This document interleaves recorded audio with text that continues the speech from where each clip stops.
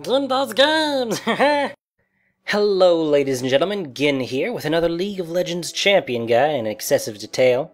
Today we're going to talk about a very musical lady and one of my favorite supports in the game. I speak of Sona, the Maven of the Strings. Grab your etoile and get ready to play some music. It's time to learn how to Sona. Sona is what many would call a pure support. It's the only role she's particularly good at, but she does it excessively well. She could technically run as an AP mid, but it's nowhere near as efficient.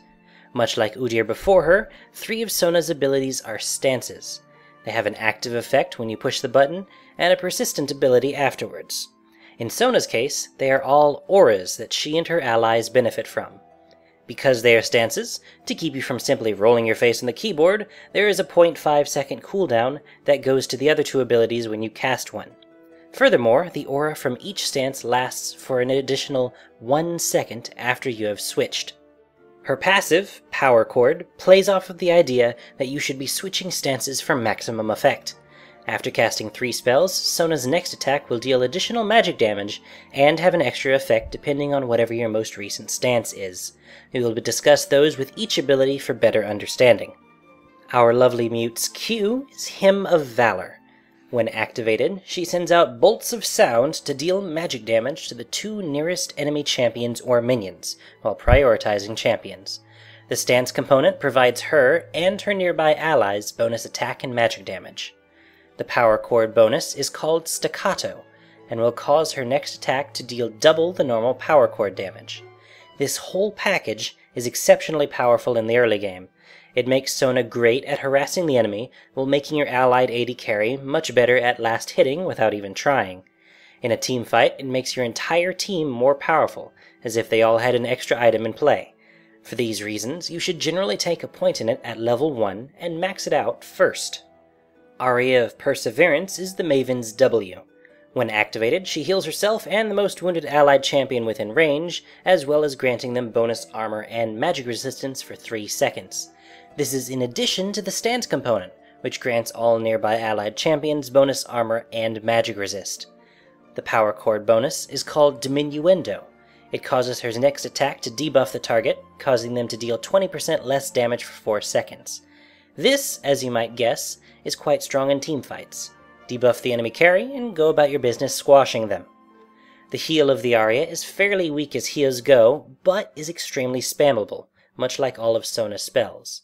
Because of this, you should get 1, maybe 2 points in it early if you need it, but max it out last. I usually take a point in it at level 2 and then leave it alone for a while. It will be quite awesome in the late game when you can surprise your opponent by giving yourself and your weakest ally what almost adds up to a chain vest and a Negatron cloak. It's also worth noting that you should use your heal fairly early in a fight. The armor and magic resist mitigate a lot more damage than the heal will. Sona's final stance is the Song of Celerity. As the name suggests, when activated she gives herself and all allies a percentage boost of speed. The stance component gives all nearby allies a flat bonus to their speed. And yes, these stack. The Power Chord component is called Tempo, and slows the target of the attack by 40% for 2 seconds. This Power Chord is great for chasing down fleeing enemies, particularly single targets. The whole package of Song of Celerity makes Sona a complete powerhouse when traveling with teammates, allowing them to be across the map and where they want to be significantly faster than your enemies. Combine this with some other items we'll mention later to chug along at amazing speeds. All aboard the Sona train! Because of how useful this ability is beyond the laning phase, you should take your first point in this at level 3 and max it out second. And as a note, in case it wasn't immediately obvious, turn on the Song of Celerity while you travel for extra speed, even if you're on your own. The Salzetto of Summoner's Rift ends her ability list with a Crescendo. This ultimate is not a stance. She instead sends forth a powerful chord in a broad line, dealing magic damage to every champion in its wake and causing them to dance to her tune, stunned for a brief period. This ability is amazing and allows you to start and end fights at will. A Crescendo is your ally's cue to attack, Sona's way of saying, "Sick 'em, boys." There is an extremely brief channel time and a short travel time for you to be wary of when using this ability. It is possible to dodge, albeit extremely difficult. Plus, this is Sona's only ability that she actually has to aim, so yes, there is some work involved in it. It's important to note that though Crescendo does not have a power chord bonus, it still counts toward the 3-spell threshold. If it's the last spell used to charge power chord, it just uses whatever spell was before that. You can, of course, cast another spell to change your power chord bonus if that's not what you want. As an extremely powerful ultimate, and one of the best ways to start a team fight in the game, take a point in this every chance you can. Sona could build AP and do a good bit more damage, as well as heal for a teensy bit more, but I prefer a build that fully capitalizes on Sona's utility. To this end, we go for 1-8-21 masteries, getting the Summoner Mastery for Exhaust and some small defensive boosts, and a bunch of cooldown reduction, speed bonuses, free items, and of course, free gold in the utility tree.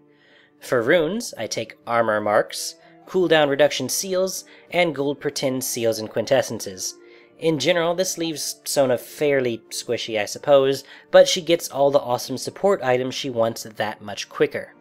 For summoner spells, I recommend Exhaust as another way to help lock down your enemies for killing, and Flash. Flash helps not only to get away, but to initiate. A flash into a Crescendo is an amazing way to start a fight when your enemy least expects it. I recommend Sona always take Flash. If you think you can skip the Exhaust though, consider taking Clairvoyance for more map control. As for items, Sona can start a couple different ways as far as I'm seeing in Season 3. In addition to the Biscuit and Explorer Ward you start with for free, you should start with some combination of the following: Fairy Charm, Rejuvenation Bead, Crystalline Flask, and Wards. The Flask is entirely optional and unnecessary, but it gives you a nice chunk of health and mana sustain that will last you for a long time until you decide to sell it. In any case, among those you should choose something with mana regen and wards. Beyond that, your goal of first purchases should be to get a Philosopher's Stone and a pair of boots as soon as you can. Next on the list is Sightstone, which will become a Ruby Sightstone. This will mitigate most of the ward buying you would normally have to do and grant you some more health. Turning your boots into Boots of Lucidity with a Captain enchantment will let you lead your team across the map at insane speeds, especially once you turn that Philosopher's Stone into a Shirelia's Reverie. It will make you and your allies practically impossible to catch. A Runic Bulwark will add to the auras you're already emitting for your team, making them extremely tanky. A MacLeod's Crucible will shore up Sona's mana problems and allow you to heal and cleanse an ally in danger. Finally, finish off with another aura, such as Banner of Command, Zeke's Herald, Will of the Ancients, or Abyssal Scepter, whatever your allies need more of. As you might have guessed from all the build-up and our item set, much of Sona's presence in a team fight comes from her simply being there. She doesn't need to deal much damage herself. Her auras will do that for her through her allies. Initiate the fight with Crescendo and provide support with the appropriate spells, particularly a Q to strengthen your ally's initial burst, and a W to cancel the counterattack, as well as a power chord to slow people, debuff the carry, or just deal more damage if nothing else is necessary.